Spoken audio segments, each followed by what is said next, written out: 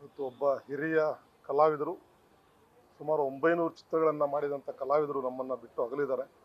ಅವರ ಆತ್ಮಕ್ಕೆ ಶಾಂತಿಯನ್ನು ಕೋರ್ತಾ, ದಿವಂಗತ ನರಸಿಂಹರಾಜು ಅವ್ರನ್ನ ಬಿಟ್ಟ ನಂತರ ತೆರೆ ಮೇಲೆ ಬಂದ ತಕ್ಷಣ ನಗುವಿನ ಅಲೆಯನ್ನು ಮೂಡಿಸುವಂಥ ನಟ ಯಾರು ಇದ್ದಿದ್ರೆ ಅದು ನಮ್ಮ ಬ್ಯಾಂಕ್ ಜನಾರ್ದನ್ ಅವರು. ನಮ್ಮ ಒಡನಾಟ ತುಂಬ ಹತ್ತಿರವಾಗಿತ್ತು ಅವ್ರ ಜೊತೆ. ಅವರು ಸುಮಾರು ಸರಿ ಹೇಳ್ತಾ ಇದ್ರು, ನಾನು ಬ್ಯಾಂಕ್ ನೌಕರಿ ಬಿಟ್ಟು ತುಂಬ ಇದನ್ನು ಅನುಭವಿಸ್ಬಿಟ್ಟೆ ಗಣೇಶ, ನೌಕರಿ ಬಿಡಬಾರ್ದಾಗಿತ್ತು ನಾನು. ಬಿಗಿನಿಂಗ್ ಡೇಸಲ್ಲಿ ಅವ್ರಿಗೆ ಒಳ್ಳೆ ಸಂಭಾವನೆ ಸಿಗ್ತಾ ಇತ್ತು. ಈಗ ಎಲ್ಲರೂ ದೊಡ್ಡ ದೊಡ್ಡ ನಿರ್ಮಾಪಕರು, ದೊಡ್ಡ ದೊಡ್ಡ ಸ್ಟಾರ್ ನಟಗಳೆಲ್ಲ ಪ್ಯಾನ್ ಇಂಡಿಯಾ ಅಂತ ಮಾಡಿಕೊಂಡು ನಮ್ಮಂಥ ಕಲಾವಿದರಿಗೆ ತುಂಬ ತೊಂದರೆ ಆಗ್ತಾ ಇದೆ, ಜೀವನ ಮಾಡೋದು ಬಹಳ ಕಷ್ಟ ಆಗ್ತಾ ಇದೆ. ಹೇಳಬೇಕಂದ್ರೆ ಅವರ ವೈದ್ಯಕೀಯ ವೆಚ್ಚಕ್ಕೂ ಕೂಡ ಅವರು ತೊಂದರೆ ಅನುಭವಿಸಿದಂಥ ದಿನಗಳನ್ನು ನಾವು ನೋಡಿದ್ದೀವಿ. ವಿಶೇಷವಾಗಿ ನಮ್ಮ ಈ ಸಂದರ್ಭದಲ್ಲಿ ಹಿರಿಯ ಕಲಾವಿದರನ್ನ ಗುರುತಿಸಿ ಪ್ರತಿ ತಿಂಗಳು ಅವರಿಗೆ ಮಾಸಾಸನ ಕೊಡ್ತಾ ಇರತಕ್ಕಂಥವ್ರು ನಮ್ಮ ದಿವಂಗತ ಲೀಲಾವತಿ ಅಮ್ಮ ಅವರ ಮಗ ವಿನೋದ್ ರಾಜ್ ಅವರು ಇವತ್ತು ಎಲ್ಲ ಹಿರಿಯ ಕಲಾವಿದರಿಗೂ ಪ್ರತಿ ತಿಂಗಳು ಮಾಸಾಸನ ಕೊಡ್ತಾ ಇದ್ದಾರೆ. ಅವರಿಗೆ ನಿಮ್ಮ ವಾಹಿನಿ ಮುಖಾಂತರ ಅಭಿನಂದನೆ ಸಲ್ಲಿಸ್ತೀನಿ. ಮತ್ತು ಇವತ್ತೊಬ್ಬ ಹಿರಿಯ ನಟ ತೀರ್ಕೊಂಡಾಗ ಸರ್ಕಾರದವ್ರು ಮುಂದೆ ಬಂದು ರವೀಂದ್ರ ಕಲಾಕ್ಷೇತ್ರದ ಆವರಣವನ್ನು ಕೊಟ್ಟು ರಂಗಗೌರವವನ್ನು ಸಲ್ಲಿಸಬೇಕಾಗಿದ್ದು ಅವರ ಆದ್ಯ ಕರ್ತವ್ಯ. ಆದರೆ ಅವರನ್ನು ಈ ಒಂದು ರವೀಂದ್ರ ಕಲಾಕ್ಷೇತ್ರಕ್ಕೆ ತರಬೇಕಾದ್ರೆ ಬೆಳಿಗ್ಗೆಯಿಂದ ಹರಸಾಹಸ ಪಟ್ಬಿಟ್ಟಿವಿ ನಾವು. ನೋಡಿದ್ರೆ ಅಲ್ಲಿ ಪರ್ಮಿಷನ್ ತೊಗೋಬೇಕು, ಇಲ್ಲಿ ಪರ್ಮಿಷನ್ ತೊಗೋಬೇಕು ಅಂತಾರೆ. ಇವತ್ತು ಸರ್ಕಾರಿ ರಜೆ ಪರ್ಮಿಷನ್ ತೊಗೊಳಕ್ಕಾಗಲ್ಲ. ನಾನು ಮೊನ್ನೆ ಸಚಿವರಲ್ಲೂ ವಿನಂತಿ ಮಾಡ್ಕೊಂಡೆ, ಸರ್ ಈ ಥರ ಪ್ರಾಬ್ಲಮ್ ಇದೆ, ಸರ್ಕಾರ ರಜಾ ಇದೆ, ಯಾರ ಹತ್ರ ಹೋಗಿ ಕೇಳಬೇಕು ಅಂದಾಗ ಅವರೇನೋ ಸ್ವಲ್ಪ ದೊಡ್ಡ ಮನಸ್ಸು ಮಾಡಿ ಅವ್ರ ಅಧಿಕಾರಿಗಳು ತಿಳಿಸಿ ಇಲ್ಲಿ ಒಂದು ವ್ಯವಸ್ಥೆ ಮಾಡಿಕೊಟ್ರು.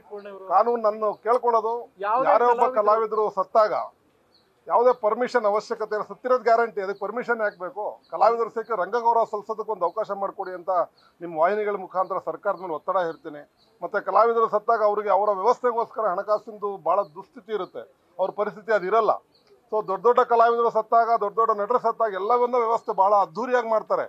ಪ್ರಚಾರಕ್ಕಿರ್ಬೋದು ಅಥವಾ ಅವ್ರ ಹತ್ರ ಬೇಷ್ ಅನ್ನಿಸ್ಕೊಳಕ್ಕಿರ್ಬೋದು. ಇಂಥ ಬಡ ಕಲಾವಿದರು ಸತ್ತಾಗ ಯಾವ ಸರ್ಕಾರನೂ ಬರಲ್ಲ, ಅಧಿಕಾರಿನೂ ಬರಲ್ಲ. ಅದೊಂದು ಖೇದ ಇದೆ. ದಯವಿಟ್ಟು ಮುಂದಿನ ದಿನಗಳಲ್ಲಿ ಯಾವುದೇ ಕಲಾವಿದ ಸತ್ತರೂ ಅವರಿಗೆ ಒಂದು ರಂಗ ಗೌರವ ಸಲ್ಲಿಸೋದಕ್ಕೆ ಸ್ಥಳಾವಕಾಶ ಮಾಡಿಕೊಡ್ಬೇಕು ಅಂತ ನಿಮ್ಮ ಮುಖಾಂತರ ಕೇಳ್ಕೊಳ್ತೀನಿ. ಒಂದು ಸೇರಿಸಿ ಹೇಳ್ಬಿಡ್ತೀನಿ, ಯಾವುದೇ ಸರ್ಕಾರ ಆದರೂ ಅಷ್ಟೇ, ಯಾರೇ ಹಿರಿಯ ಕಲಾವಿದರು ಕನ್ನಡ ಚಿತ್ರರಂಗದಲ್ಲಿ ಯಾರೇ ಸೇವೆ ಸಲ್ಲಿಸಿದ್ದು ತೀರ್ಕೊಂಡ ತಕ್ಷಣ ಫಾರ್ಮಾಲಿಟೀಸ್ ಎಲ್ಲ ಪಕ್ಕಕ್ಕಿಡಿ ರವೀಂದ್ರ ಕಲಾಕ್ಷೇತ್ರಕ್ಕೆ ಬರೋದಕ್ಕೆ ದರ್ಶನಕ್ಕೆ ಯಾವುದೇ ಸಮಸ್ಯೆ ಆಗಬಾರ್ದು. ಇದಕ್ಕೆ ಮಿಕ್ಕಿದ ಫಾರ್ಮಾಲಿಟೀಸ್ ಎಲ್ಲ ಆಮೇಲೆ ಮಾಡ್ಕೊಳ್ಳೋದು ನೋಡಿ. ಎಲ್ಲಾನು ಪೇಪರ್ ವರ್ಕ್, ಈಗ ಸತ್ತೋದನ ಬಂದು ಪೇಪರ್ ವರ್ಕ್ ಮಾಡೋಕ್ಕಾಗ್ತದೆ, ಅಲ್ಲಿ ಬೇಸಿಕ್ ಕಾಮನ್ ಸೆನ್ಸ್ ಸರ್ಕಾರಕ್ಕೆ ಇರಬೇಕಾದದ್ದು. ಸೊ ತಗೊಂಬರಕ್ಕೆ ಇಷ್ಟೊಂದು ಅಲ್ಲಿಗೆ ಬಂದು ವಾಪಸ್ ತಗೊಂಬರ್ದಂಗೆ ತುಂಬಾ ಕಷ್ಟ ಆಗುತ್ತದೆ. ಕೆಲವೊಂದೆಲ್ಲ ಹಿರಿಯ ಕಲಾ ಬಂದ ತಕ್ಷಣ ಇಲ್ಲಿ ದರ್ಶನಕ್ಕೆ ಯಾರ್ಯಾರೋ ಬಂದಿರ್ತಾರೆ, ಅದಕ್ಕೊಂದು ಅವಕಾಶ ಆಗೋದನ್ನ ಇದನ್ನ ಸರ್ಕಾರ ಇರಲಿ ಅಥವಾ ಅಧಿಕಾರಿಗಳು ಯಾರು ಇರ್ತಾರೆ ಅವರು DC ಇರ್ಬೋದು, ಇದನ್ನೆಲ್ಲ ಗಮನಕ್ಕೆ ತೊಗೊಂಡು ಮಾಡ್ಬೇಕು. ಇದನ್ನ ಅದಕ್ಕೋಸ್ಕರ ತಗೊಂಬರಕ್ಕೆ 3 ಗಂಟೆಗೆ ತಂದು ನೀನು ಅರ್ಧ ಗಂಟೆಗೆ ತೊಗೊಳಕ್ರೆ ಇಲ್ಲಿಗೆ ತರಬೇಕಾಯ್ತು. ತರದಲ್ಲೇ 2 hours ಹೋಯ್ತಪ್ಪ. ಅಲ್ಲಿಂದ ಬರಕ್ಕೆ ನೀನು Z+ ಕೊಡ್ತೀರಾ? ನೀವೇನು 0 ಟ್ರಾಫಿಕ್ ಕೊಡ್ತೀರಾ? ಇಲ್ಲ ತಾನೆ. ಅಲ್ಲಿ ಬರಕ್ಕೆ 1.5 ಗಂಟೆ, ಹೋಗಕ್ಕೆ 1.5 ಗಂಟೆ. ಏನಕ್ಕೆ ಬರಬೇಕು ಹಂಗಾರೆ? ಬೇಸಿಕ್ ಕಾಮನ್ ಸೆನ್ಸ್ ಅವೆಲ್ಲ. ಯಾವುದೇ ಹಿರಿಯ ಕಲಾವಿದರು ತೀರ್ಕೊಂಡಾಗ ರವೀಂದ್ರ ಕಲಾಕ್ಷೇತ್ರದ ದರ್ಶನಕ್ಕೆ ನಿಮ್ ಯಾವ ಪೇಪರ್ ವರ್ಕು ಬೇಡ, ಫಸ್ಟ್ ದರ್ಶನಕ್ಕೆ ವ್ಯವಸ್ಥೆ ಮಾಡಿ, ಮಿಕ್ಕಿದ ಆಮೇಲೆ ಇದನ್ನ ಮಾಡಿ. ನೀವು ಸಾಯ್ತೀರಾ ಕಣ್ರಯ್ಯ, ಎಲ್ಲರೂ ಸಾಯ್ತೀರಿ, ಅಧಿಕಾರಿಗಳಾಗ್ಲಿ ನೀವು ಸಾಯ್ತೀರಿ, ನೀವು ಊಟ ಹೊಡ್ಕೊಂಡ್ರೆ ಇಲ್ಲೇ ಇರ್ತೀರಾ? ಏನ್ ಬೇಸಿಕ್ ಕಾಮನ್ ಸೆನ್ಸ್? 900 ಸಿನಿಮಾ ಮಾಡೋದನ್ನ ಬಾಡಿ ತಾಂಬರಕ್ಕೆ ಇಷ್ಟೊಂದು ಕಷ್ಟಪಡ್ಬೇಕು ಅಂದ್ರೆ ಶೇಮ. ನಿಮ್ಗೆ ನಾಚಿಕೆ ಆಗಬೇಕು.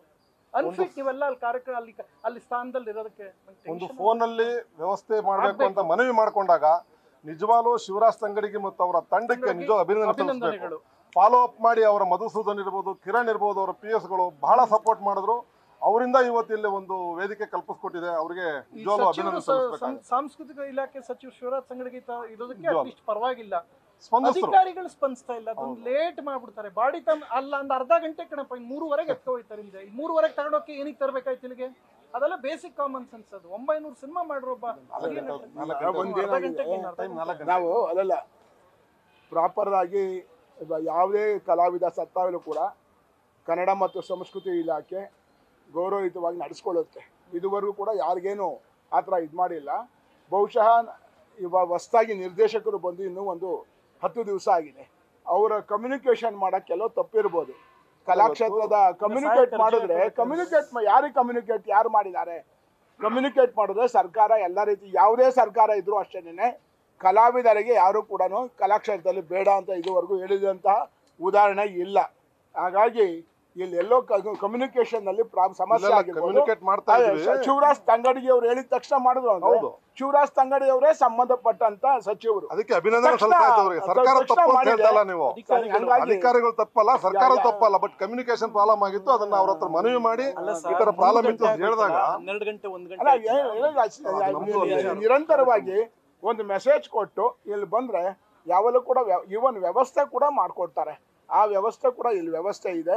ನಾನೇ ನಾಟಕ ಅಕಾಡೆಮಿ, ಸರ್ಕಾರದ ನಾಟಕ ಅಕಾಡೆಮಿ ಅಧ್ಯಕ್ಷನಾಗಿ ಹೇಳ್ತಾ ಇದ್ದೀನಿ, ಯಾವುದೇ ಕಲಾವಿದರು ನಿಧನರಾದಾಗ ಅವ್ರಿಗೆ ಕನ್ನಡ ಮತ್ತು ಸಂಸ್ಕೃತಿ ಇಲಾಖೆ ಇವತ್ತಲ್ಲ ಯಾವುದೇ ಸರ್ಕಾರ ಇದ್ರೂ ಕೂಡ ಕಲಾವಿದರಿಗೆ ಸಲ್ಲಿಸಬೇಕಂತ ಗೌರವವನ್ನು ಸಲ್ಲಿಸ್ತಾ ಬರ್ತಾ ಇದೆ. ಈ ವಿಚಾರದಲ್ಲಿ ನಾವು ಅದನ್ನು ವಿವಾದ ಮಾಡೋದು ಬೇಡ.